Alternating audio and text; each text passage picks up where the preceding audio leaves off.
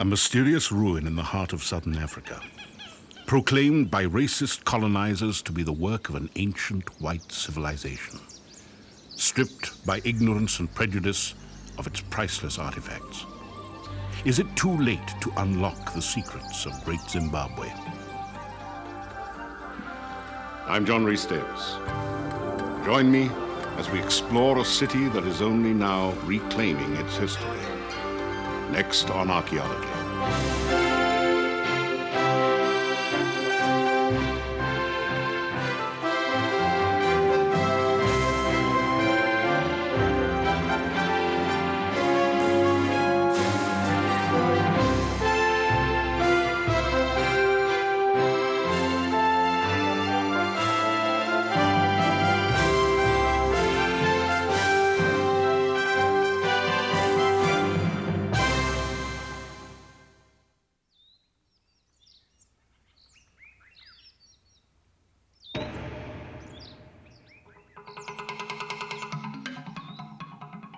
Rising out of the highland plains of southern Africa, these ghostly grey walls lay empty for centuries before the first white man lay eyes upon them. The African people who lived around the ruins, the Shona, called them Zimbabwe, or sacred houses. But they offered outsiders no clues to the mysterious lost culture that had flourished here. To the would-be colonizers of this African heartland, the magnificent city spoke of some ancient white civilization that had burned brightly and gone out thousands of years ago. Some envisioned in these walls the biblical palace of the Queen of Sheba. Others saw a city established by the Phoenicians, venturing south from their Mediterranean homeland thousands of years before the birth of Christ. The Great Zimbabwe was none of these things. It stood at the heart of a thriving African culture, a magnet for trade from as far away as China and a home to skilled artisans and stonemasons. But white colonizers, with a contempt born of arrogance, ravaged the city's legacy and plundered its ruins. Only today is the Great Zimbabwe reclaiming its proud heritage.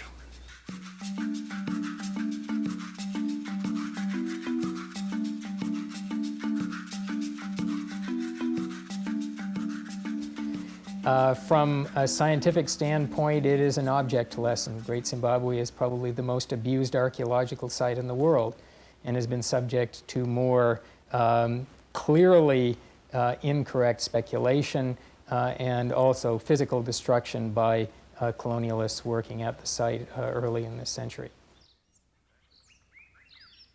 The battered, yet still stunning ruins of Great Zimbabwe sit at the head of a secluded mountain valley about 200 miles south of Zimbabwe's capital city of Harare.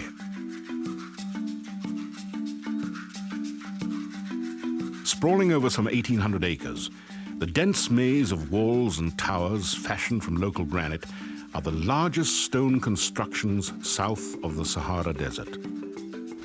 The remarkable thing about this very beautiful masonry is that it is all done with dry stone walling, without the use of mortar, and apparently done with no preconceived architectural plan. It is being built in many ways like the cathedrals were built in Europe by a labor force that was working to a design that was in their heads rather than on paper. Without question, the construction of these freestanding stone walls required great skill. But by the time the Portuguese explorers first rounded the Cape of Good Hope in 1488, the city lay empty. The identity of its builders would remain a mystery to outsiders for hundreds of years.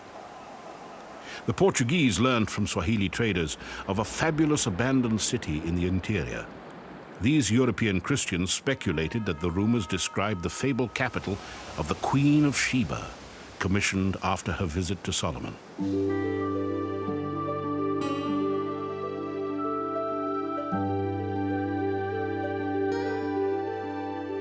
It would be almost another 400 years before the first European laid eyes on Great Zimbabwe. German geologist Karl Mauch seized on the theme of biblical origins for the site.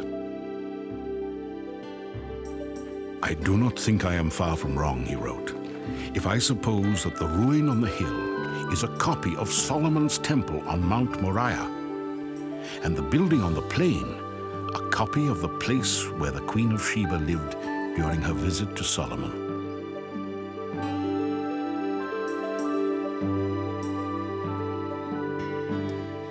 Well, the fact that the ruin complexes in southern Africa were supposed to be of biblical origin was very convenient to the Afrikaners in a number of respects. It gave a historical precedent for colonization, and in a sort of a double whammy, gave them also a biblical sanction for the colonization and exploitation of Africans. Great Zimbabwe, like so much of Africa, would suffer cruelly under these imagined biblical sanctions. First came the big game hunters in 1880, hacking away the soapstone carvings of the strange animals and birds as artistic trophies over the protests of local people. Then a decade later came a more devastating incursion. Fortune hunters and English settlers, lured by the promise of African gold, flooded across the Limpopo River into the land of the Shona.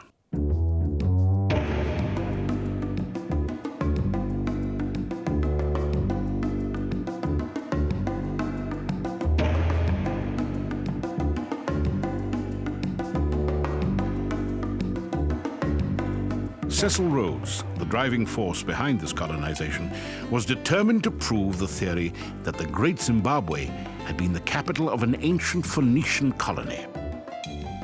And he did so because he was interested in establishing this foreign origin for these sites, again as a justification for the use of Africans as cheap mine labor, which was his main objective since he now controlled the original gold mines in the area.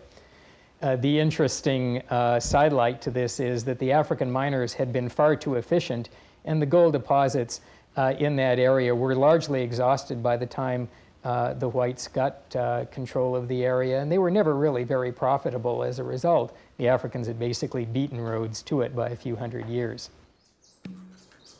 In 1902, a new curator was appointed to the Great Zimbabwe ruins, a journalist by the name of Richard Hall.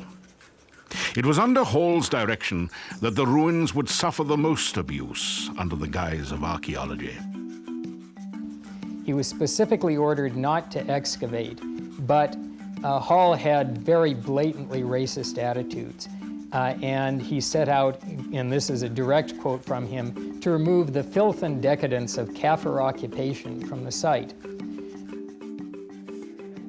Hall had no archaeological training, but he had previously headed the Ancient Ruins Company, a colonial enterprise created to quarry African ruins for gold objects. In his eagerness to find evidence of the Phoenicians, Hall effectively stripped the ruins of all their African artifacts.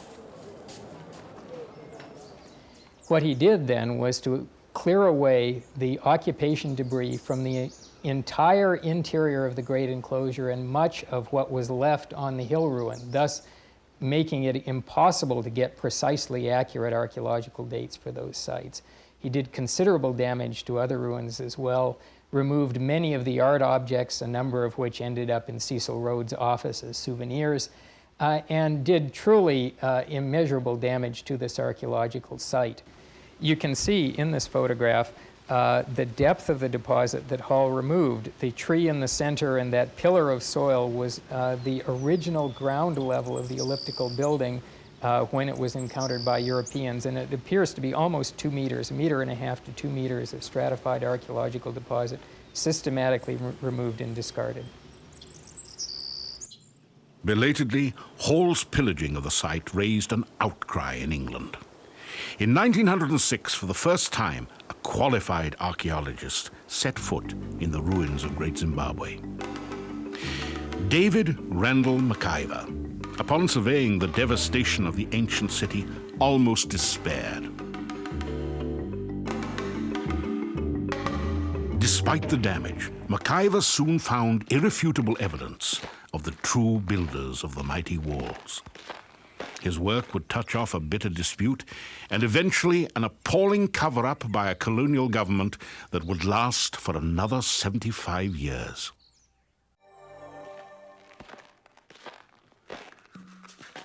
The scientific community had finally had enough of Hall's brutal treatment of the Zimbabwe ruins.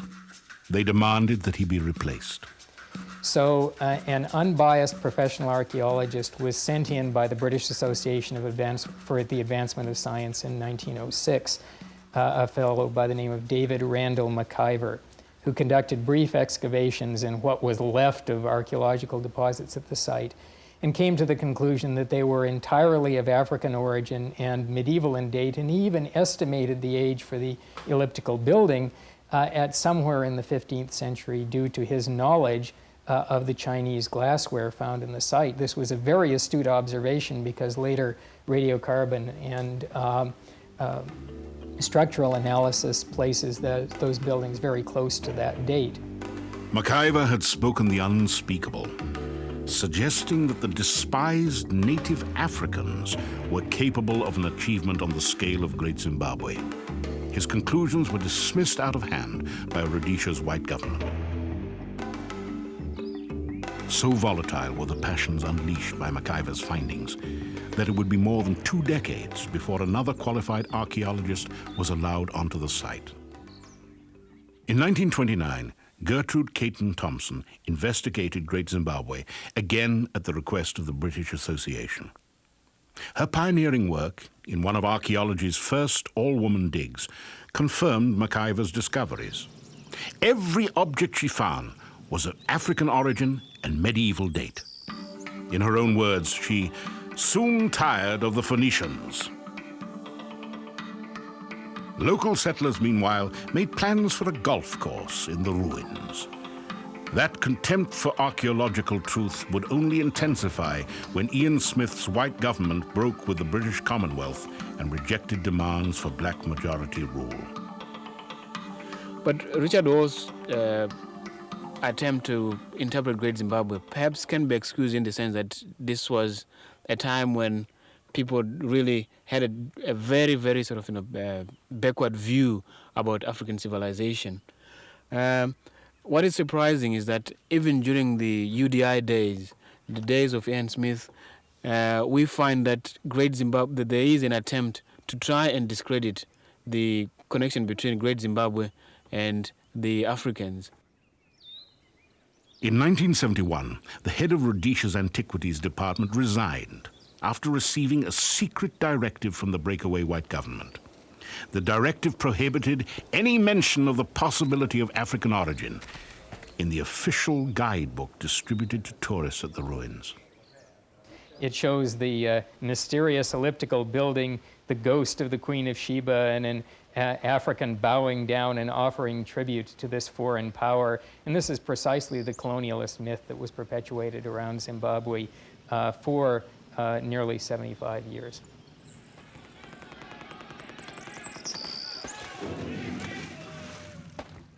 In 1980, after a bloody civil war, the government of Rhodesia came under black majority rule. Finally, the people of Zimbabwe were free to search for their past among the ruins from which the newly independent country had taken its name.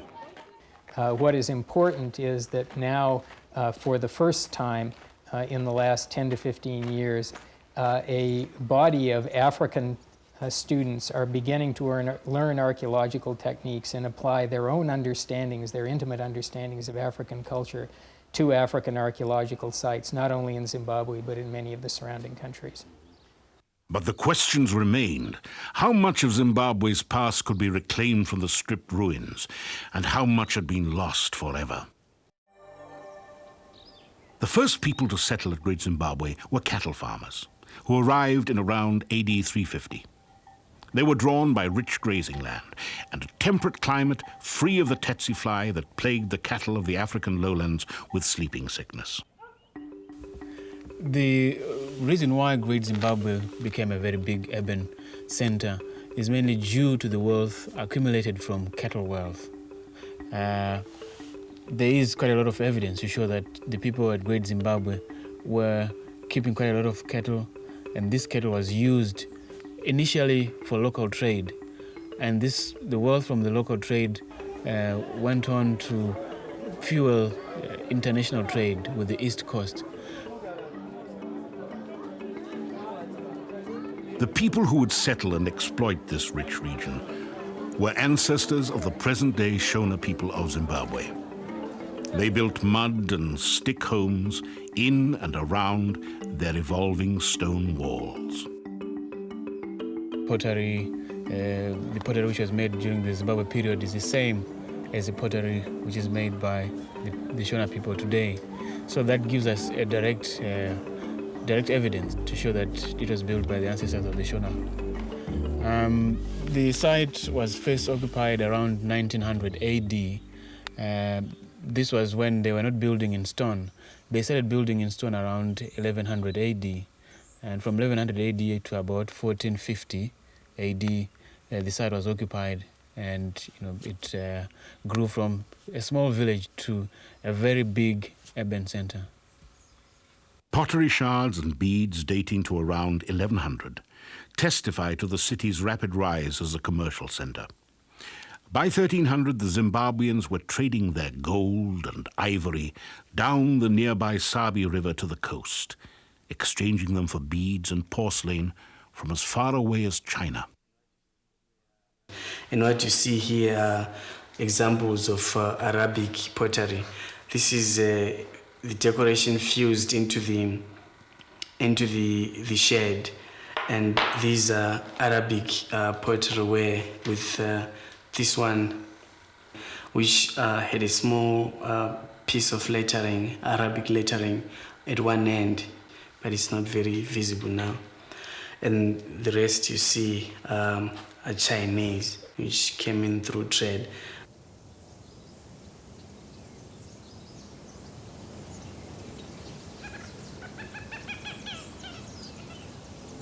In the 1300s, as Europe was nearing the end of its Middle Ages, the great Zimbabwe's master masons began work on their most enduring monument, the Great Enclosure. More recent than the hill ruins, the enclosure testifies to the confidence and skill of a thriving culture. For example, the entrances up the hill, most of them are round entrances. In the valley and in the great enclosure, you tend to get square entrances. You also tend to get quite a lot of conical towers within the great enclosure and the valley ruins. I think this is a development which comes in later when people now add on new things with development of skills. They can now do quite a lot of other things which they couldn't do in the hill. And this is seen in the great enclosure with the conical tower, as I said, as well as with some of the platforms, which are very, very sort of intricate. There is also a new development at the great enclosure, the idea of decoration. The decorations are now much more elaborate, as is shown by the double chevron pattern at the back of the great enclosure.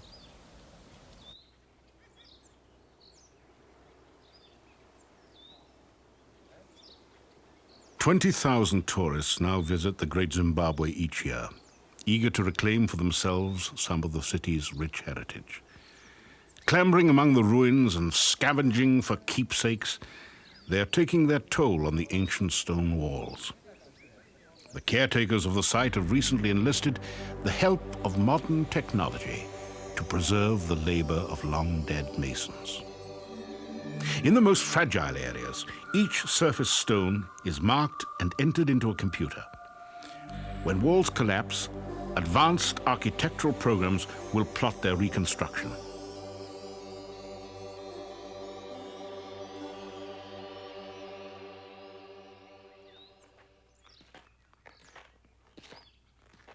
Berzak Dube surveys the walls with a keen eye for signs of structural failure, classifying the walls into 3 categories of vulnerability.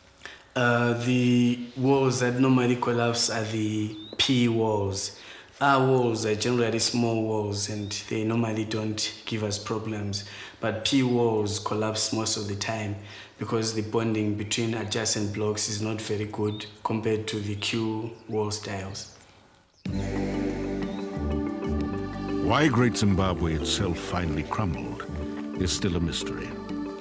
At its height, the city may have had some 18,000 inhabitants, as many as medieval London. Archaeologists believe that Zimbabwe, like many large cities, simply overtaxed its resources. There's quite a lot of exploitation of the land. This led to erosion, clearing of forests, and this led to shortage of firewood.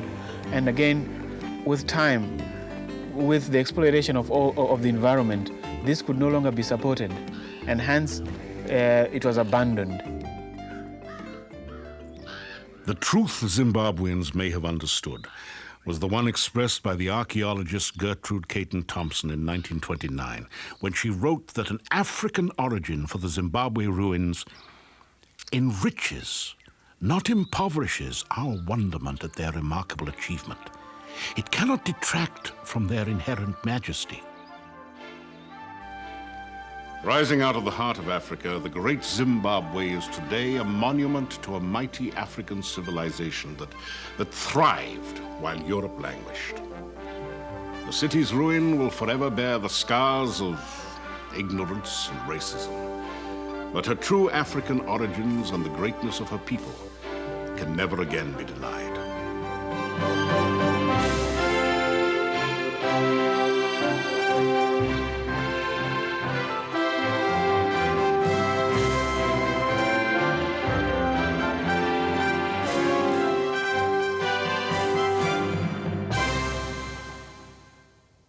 The story of the Israelites' conquest of the Promised Land has long been an article of faith for Jews and Christians alike. The Bible tells us how, led by Joshua, they crossed the Jordan and tumbled the walls of Jericho with mighty trumpet blasts. In quick succession, the pagan cities of Canaan fell before their righteous assaults. And all the cities of all the kings of them did Joshua take, and smote them with the edge of the sword. And he utterly destroyed them as Moses, the servant of the Lord, commanded. So goes the scriptural account. But today, a number of archaeologists challenge the historical accuracy of that biblical narrative. Their findings suggest that the Canaanite cities may have been destroyed decades before the first Israelite settlements, that they settled peacefully and gradually. And that heresy of heresies, that the Israelites were themselves Canaanite peasants. Is it possible then that the Israelite conquest of the Promised Land simply never happened?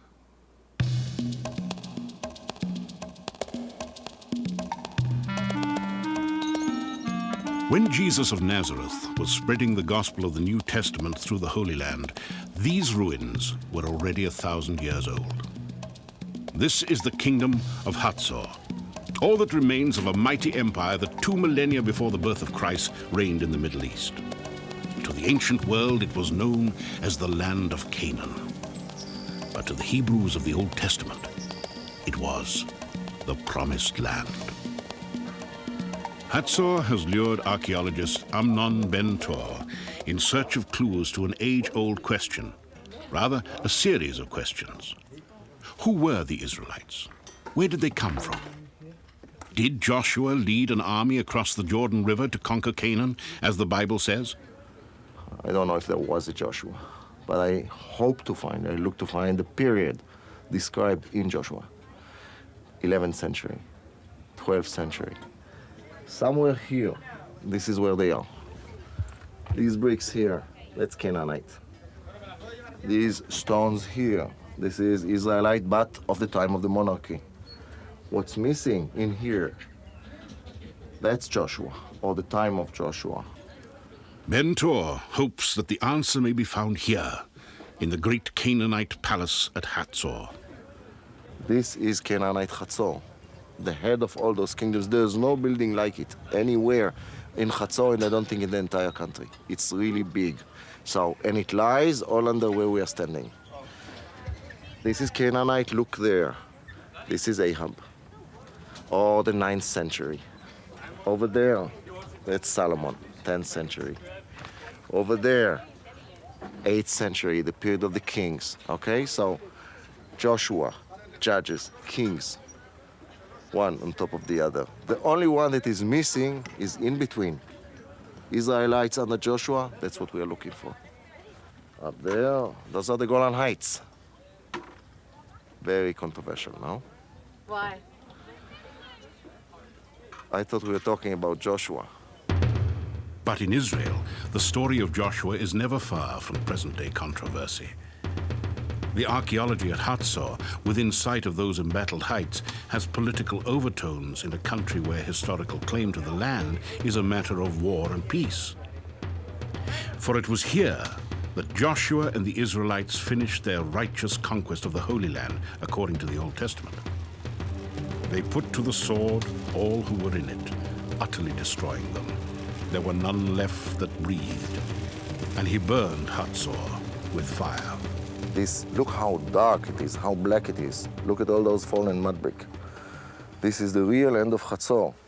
Look at the ashes, almost 1.5 meters of debris, of ashes, of wooden beams, of pottery, of all kinds of finds, and we are not yet down to the actual floor. So this is going to be a real big thing. Was it the Israelites who destroyed Hatzor, fulfilling their destiny as foretold in the Bible? Now, this is Hatzor, and this is the Bible. The question is, do they indeed correlate? Does it really mean that, as it is written in the Bible, this is how it happened? This is still an open question. We don't know. Because it says so in the Bible doesn't necessarily mean that it is wrong, okay? It may very well be so, but it is for us to prove.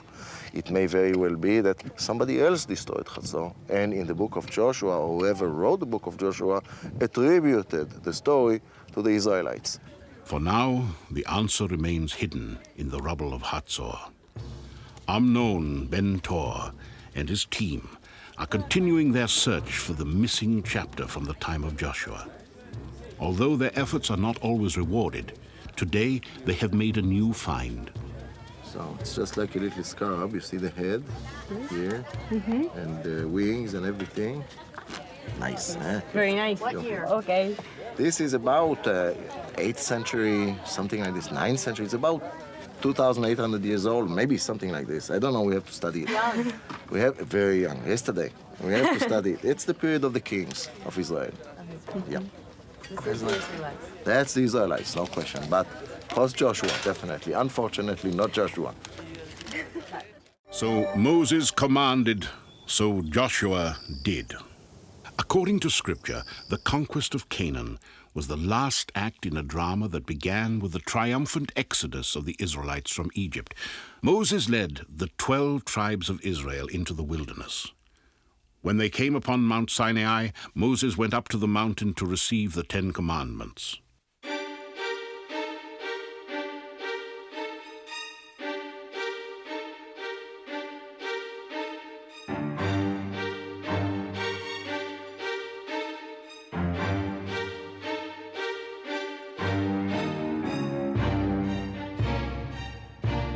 Moses died before reaching the Promised Land. His servant Joshua would lead the Israelites across the Jordan River. At Jericho, the Lord commanded them to march around the city for 6 days. On the 7th, trumpets were sounded, the people shouted, and the walls came crashing down. For over a century, archaeologists have sought to verify the conquest as related in the book of Joshua. Today, a new generation of Israeli archaeologists is challenging the validity of the Old Testament as a historical document. Israel Finkelstein has surveyed hundreds of ancient settlements throughout Israel. He thinks the Battle of Jericho never happened. The conquest theory in Jericho was really disproved years ago. I think that it's a process of maybe 30 or 50 years of excavations. Excavations in the sites which are mentioned in the Bible in the conquest narrative reveal that either the sites were not at all inhabited at that time, or that the destruction of the Canaanite sites was a gradual and long process which took 150 years. Simply, this was not done by a group of people in 1 year or in several years or in a short period of time. If Joshua's conquest of Canaan is a myth, then how did the Israelites reach the Promised Land? Over the past decade, Adam Zertal has also uncovered dozens of new sites. He believes they migrated peacefully into Canaan. We're looking now backward on Wadi Farah.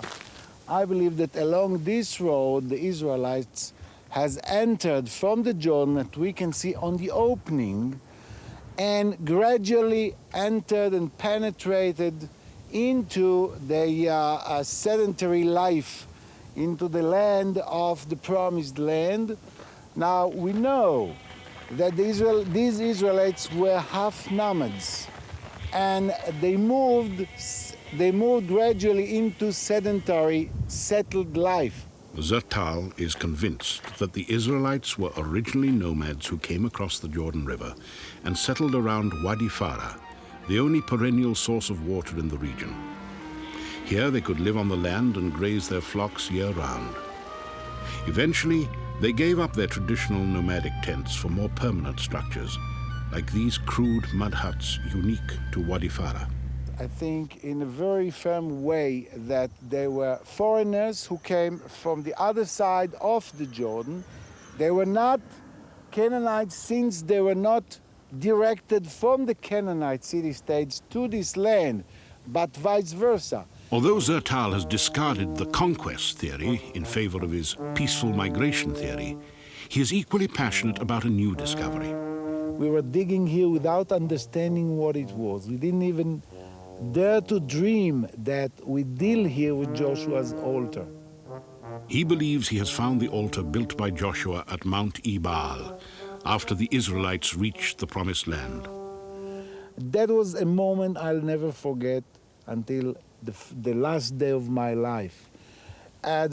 We couldn't sleep for a couple of nights, because then it was a very good proof that we deal here with a real first Israelite altar, where our people has started the real roots of everything, not only of the Jewish culture, but probably of all the Western civilization.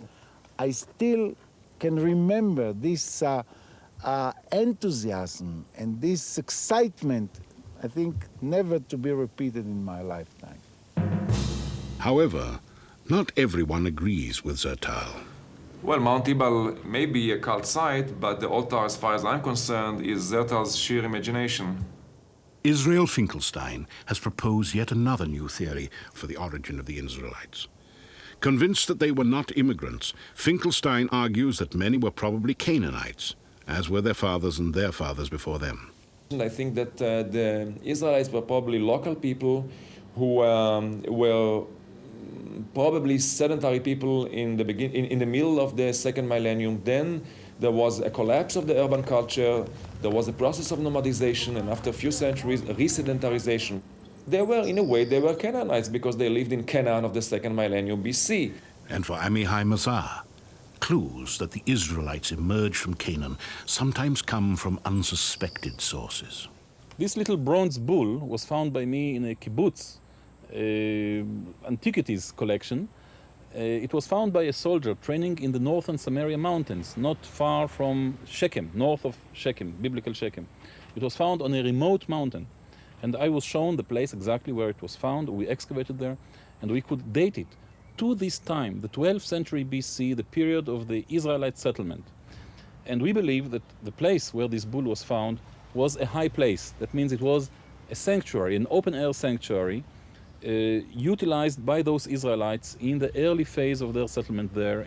Now, this is a very interesting find, because we know that the Canaanites, much earlier, also used or had in their sanctuaries bronze bulls made in a very similar fashion. So we can claim that this little bull illustrates Canaanite traditions and inspiration on the early Israelite religion and cult.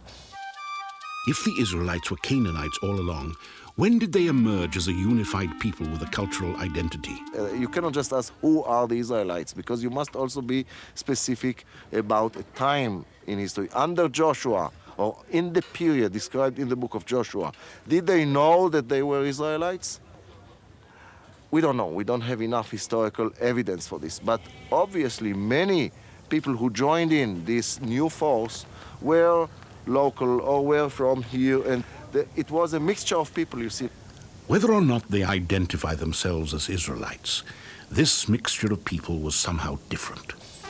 In the archaeological layers of Hatzor, the settlement after the Great Fire is quite distinct from its Canaanite predecessors. So we have something different. Is this something different, Israelite or not? For the time being, I think it is, but for the time being, we don't have an absolute proof. We need something else, which I don't know if we shall ever find. Maybe we need a lot more of the same, but I think these are the Israelites. And it's a different page in a different story. The Old Testament contains a second version of the conquest that contradicts the book of Joshua. In the book of Judges, the Israelites dwelled side by side with the Canaanites until a crisis threatened to overwhelm them. The world was turned upside down. Around 1200 BC, a crisis burst throughout the ancient Near East. Many cities collapsed. The empires collapsed. The Hittite Empire, the Egyptian Empire. After 1150 BC, the Egyptian Empire did not survive anymore. And many of those Canaanite city-states, Canaanite cities, for example, the largest, the most well-known one is Hatzor in the Galilee, disappeared. They just ceased to exist. In fact, the world as they knew it ceased to exist.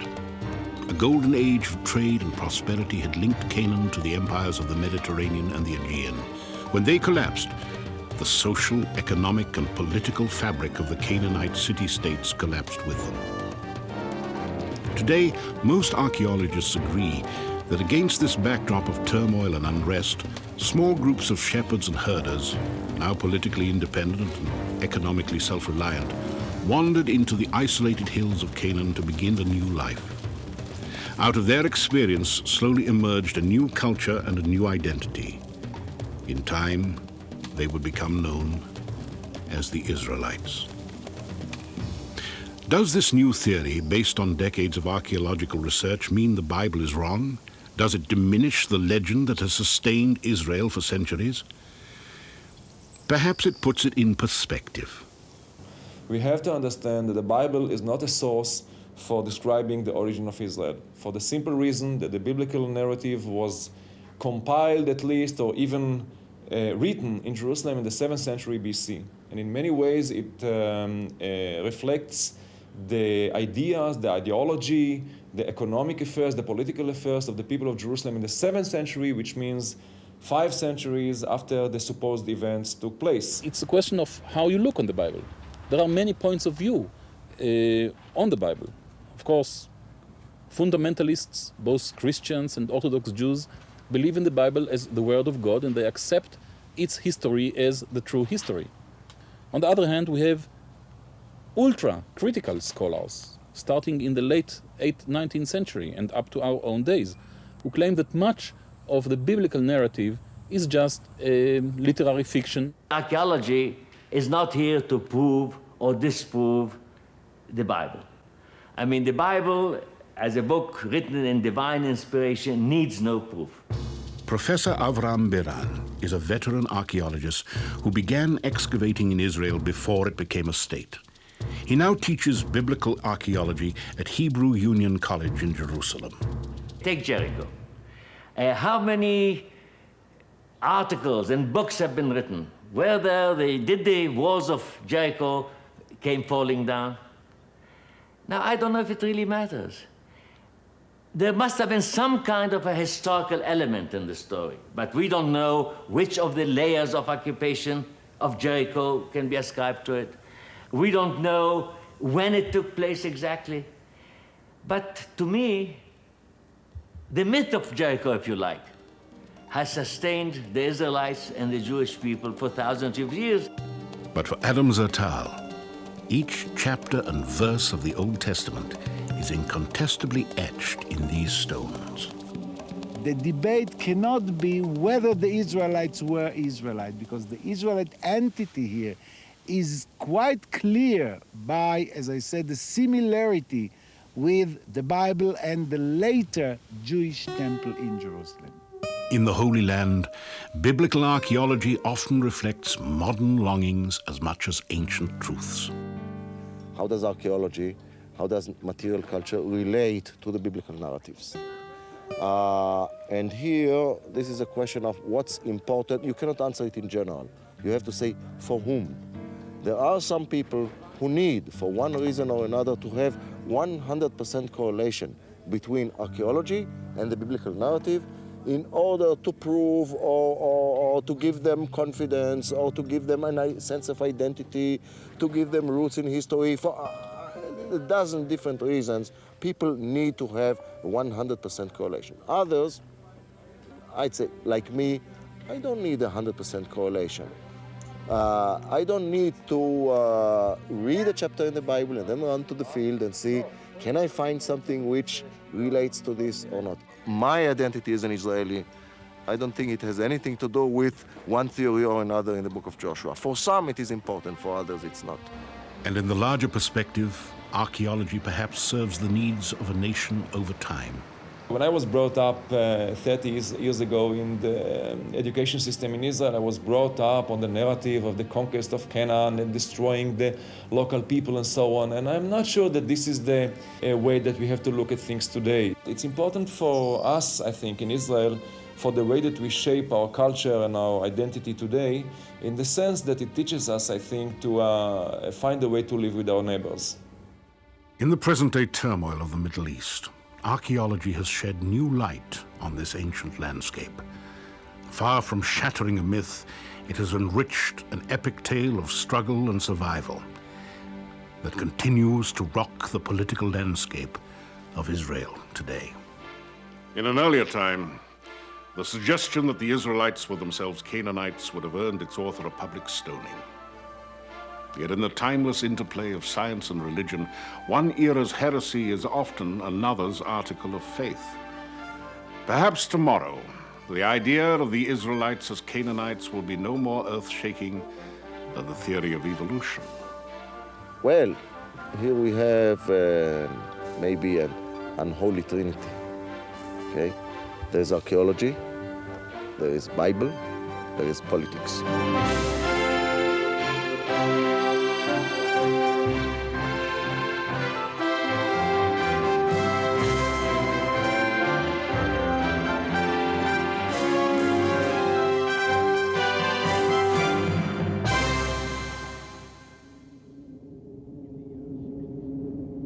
In the year 66 AD, at the beginning of the Jewish rebellion against Rome, a band of Jewish rebels called Zealots captured this mountain fortress by the Dead Sea.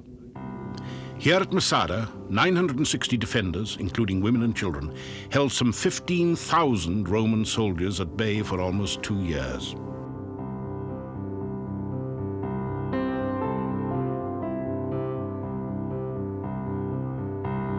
The Romans built a ramp up the side of the mountain and battered the walls of the fortress.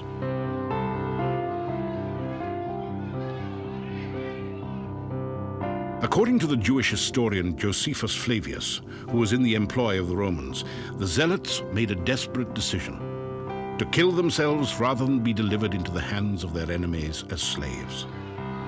When Roman soldiers poured through the broken walls of Masada, they were greeted only by the silence of death. In 1963, almost 2,000 years later, Israel undertook an ambitious excavation at the flat-top rock of Masada. What they found appeared to match Josephus Flavius's description in uncanny detail. Today, however, Masada is once again under siege.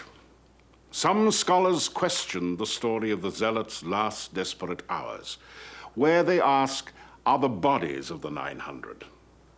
Or is the tale of the mass suicide nothing more than the hackneyed literary device of an ancient historian?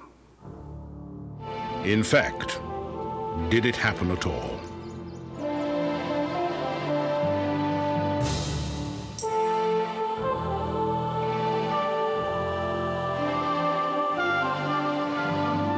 Okay, ladies and gentlemen, I would like to welcome you to the Rock of Masada, which is a very important page in the book of history which called Israel. If we are talking about heroism in this book, this is the spot and this is the page. I would like to go with you back around 2100 years ago. King Herod took the road that we did today, and when he came to the foot of Masada, he said to himself, I'm going to change this place into my winter resort. At what has become one of the most visited tourist sites in the world, guides tell the story of the Zealots' last stand and their self-sacrifice as historical fact. And when the Romans arrived to the top, they found here food storages full with food, water cistern full with water, and 960 hero dead bodies laying around here, left this world as free people, not as Roman slaves. Dani Bahat is not your average visitor at Masada. He is a veteran archaeologist who took part in the 1963 excavation. The place is so dear to me that I refrain from coming here. I'm today here for the first time after 7 years. The idea is, further from the eyes, the more further we go, it becomes more sublime. Perhaps at no other archaeological site in the world has the tension between the sublime and the real played itself out more dramatically than at Masada.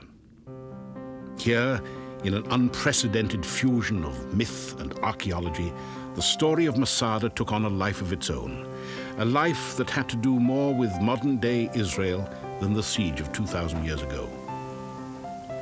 When the young state of Israel needed a symbol of national pride, the call to excavate Masada enticed hundreds of volunteers from around the world. What they found would not only excite archaeologists, but would create something of a national shrine for Israel. It became our national pilgrimage, since we saw it in the last link which connects our country, our people to our country.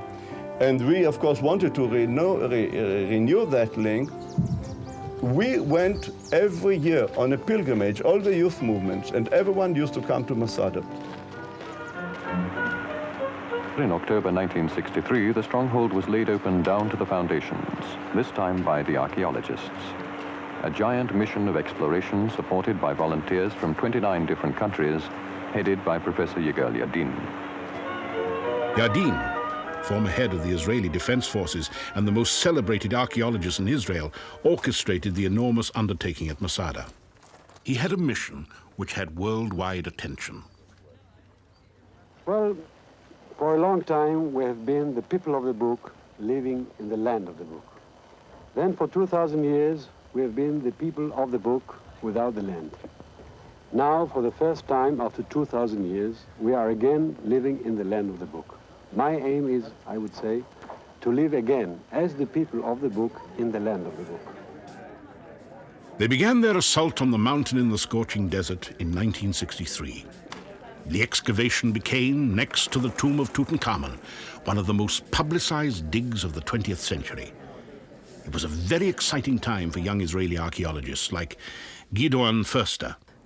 And one can remember the very great excitement we had coming into the field, starting our work on an unknown country, the hundreds, thousands of volunteers who took part in the unfolding of the history of Masada.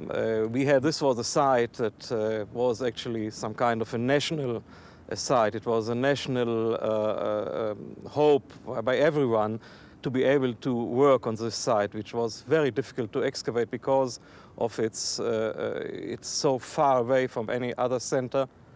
We had, of course, a lot of information, particularly from Josephus, and we were very eager to see if our expectations were to be fulfilled. In contrast to the painstaking tedium of an ordinary dig, Masada yielded up important finds daily, sometimes hourly. Things turn up every day, every day. It's not that kind of site where you dig for weeks and weeks until you find something. It's loaded with finds. It was the greatest time of my life. Charred beams and blackened stones testified to a great conflagration. Biblical scrolls and a synagogue spoke of Jewish occupants. Catapult stones and Roman period arrowheads told of the intensity of the siege.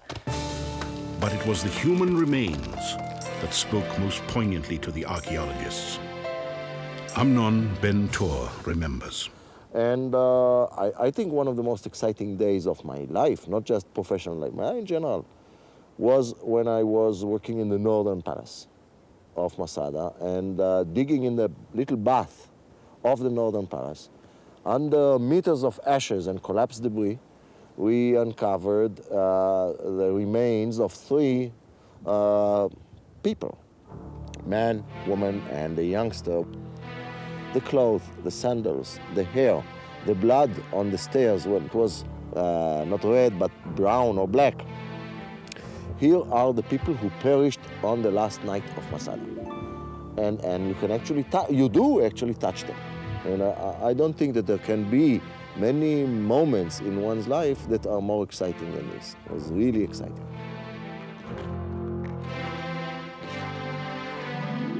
Another 24 bodies were found in a cave on the southern side of the mountain fortress. But it was Dani Bahat who would make an astounding find.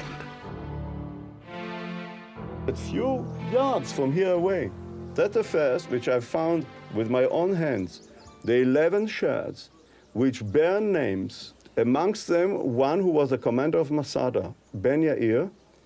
The other names were on the shards were names which were kind of friendly names, like the fat man, the man from the valley of Jezreel, the man with the rounded hair, the curly hair, Joab, the fisher, and these are the ones I can recall now, and Ben Jair, of course. If this is not exciting, I don't know what excitement means.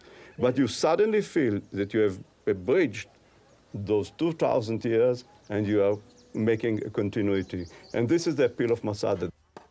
But there was something profoundly unorthodox in the way archaeology was conducted in the heady days of those excavations. In 1965, Israel was a nation that felt surrounded, pressured from many sides, and the Masada story had obvious resonance. Neil Silberman, an archaeologist trained in Israel, is a long-time observer of the uneasy mix of politics and archaeology. The excavations of Masada must not be seen as a normal archaeological excavation or scientific experiment in which rival scientific hypotheses are being tested. It was instead, under the direction of Yadin, something of public performance art. A national pageant with an entire nation for an audience, with the entire world looking on. Though the excavations at Masada ended in 1965, the public life of the site escalated and perhaps even embellished the historical reality. The Israeli Defense Forces began taking their national oath atop the ancient mountain fortress, and a nation swore that Masada should never fall again. But scholars today find the archaeological record is not in such perfect accord with the story of Josephus. Murmurs of doubt about the mass suicide at Masada circulated. Why were there 11 shards bearing personal names when the historian Josephus had reported 10? And why had only 3 skeletons been found in the northern palace when Josephus had reported that the mass suicide of all 960 had taken place there? While Josephus described that there were 960 zealots on the summit of Masada and took their own lives, Yadin found only a little more than 24. The fact that the bodies found in the cave on the southern side of the mountain, those given a military funeral in 1969, were, as Yadin himself publicly admitted, mixed with the bones of pigs, makes their identification with the zealots, who were extremely particular about the observance of Jewish law, at least problematic. And what of the famous shards with the names of the defenders on them? The 11 inscribed potsherds that Yadin suggested might have been the very lots cast by the last 10 zealots before their suicide are also problematic, in that hundreds, if not thousands, of inscribed potsherds were found over the surface of the mound. And in fact, inscribed potsherds seem to have been the method by which the zealots distributed food. According to the Roman historian Josephus, not all of the zealots died at the top of the rock of Masada. 5 women and children hid in a water duct from the slaughter and lived to relate the horrifying final hours. They told Josephus of the magnificent speech given by the garrison commander Eleazar ben Yair after the Romans had broken through the fortress walls and defeat was imminent, convincing the rebels to choose death over capture. Scholars began to question the historical truth of Josephus. Besides a number of improbabilities in the story itself, such as how the women and children who were hiding in a water cistern could have repeated verbatim the text of Eleazar ben Yair's suicide speech, I think that it's fairly clear by now that Josephus, like many classical authors, was giving a melodramatic ending to a great epic. The theme of suicide as a heroic ending for classical histories was common to people throughout the Greek and Roman worlds. In that, Josephus was really doing nothing new, but giving an accepted end to his literary tale. Their reinterpretation of the Masada story would touch off a controversy about the famous mass suicide and add to a growing consternation about the place of the Masada myth in a nation's self-definition. Colonel Meir Pael is Israel's leading military historian. The pattern was more or less like this, that the men killed their wives and children. Then they elected 10 people to kill the other ones, the other men there. And then the last 10 ones, elected one of them to kill the other 9. And the only one who committed suicide was the last one. So it should not be considered as a suicide, but it was really, I won't say massacre, it was a slaughter. As far as what really happened at Masada, there's no question that there was a slaughter and a brutal, bloody defeat. But what probably happened in the last moments of Masada was more chaos than suicide. Certainly, some may have committed suicide. Others were killed, yet others taken into slavery. To assume that Josephus's story is literally correct is to misunderstand what he was trying to say. And it's even more ironic that even for a time, an entire nation would take what was a melodramatic ending for a national ideal. The theory that the mass suicide of Masada was nothing more than a literary cliché has gotten a mixed reception among the original excavators of the site. It is a true story. It is a true story which we hear about from Josephus Flavius. We believe Josephus Flavius in everything he did. We discovered in Masada every possible physical proof to what Josephus Flavius says. There's no way we can prove one way or the other. So for those of us who want to believe the story verbatim, that this is what happened, they committed suicide. For others, they were killed when the roof collapsed on their heads. One way or the other, these are the last defenders of Masada. And that's the big thing. It doesn't matter if the story of Josephus is 100% so. Some of us need it to be exactly so. I don't think it's really important. Well, it is not a myth, because after all, I mean, the thing happened.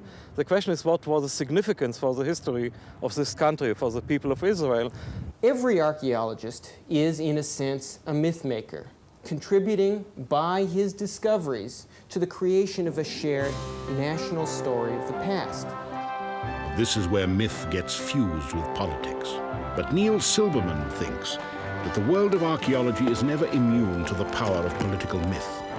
For him, Masada is a cautionary tale.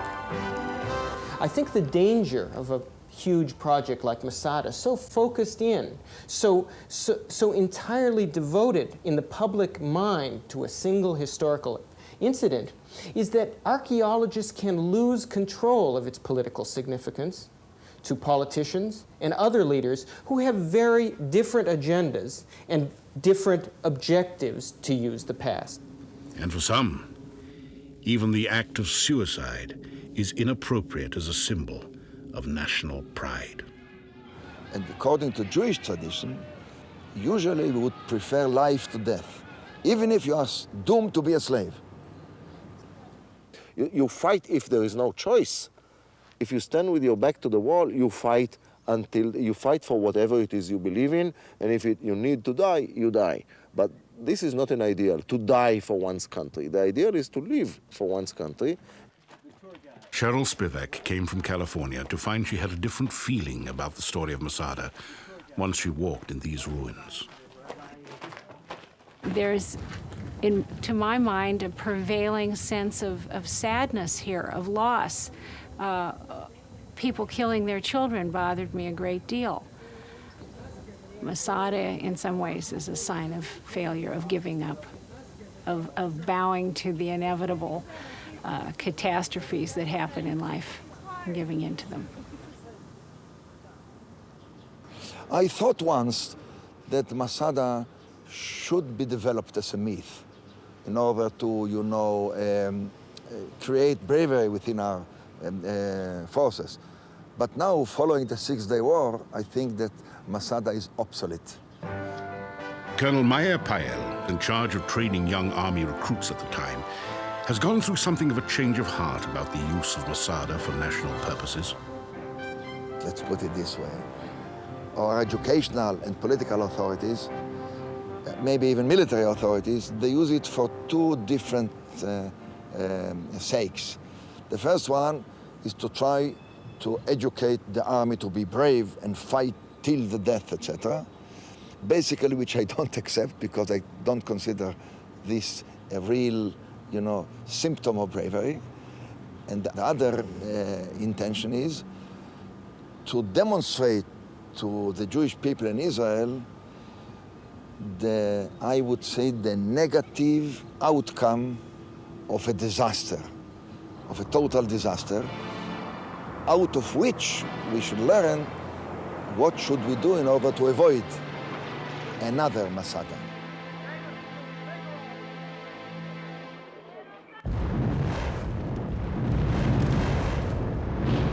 But about 20 years ago, we started a reassessment and we changed it. Now, basically, you won't find an Israeli unit who would come there and swear an oath, or to take an oath there. At the time of the excavations, Masada provided a metaphor of heroic self-sacrifice for a modern nation under siege. But in a land where myth and history intermingle freely, many now question the wisdom of defining a national consciousness through a tale of zealotry and suicide. We should face Masada as it was, and I think that from the point of view of culture and morale and humanistic and Jewish tradition, we should deny Masada.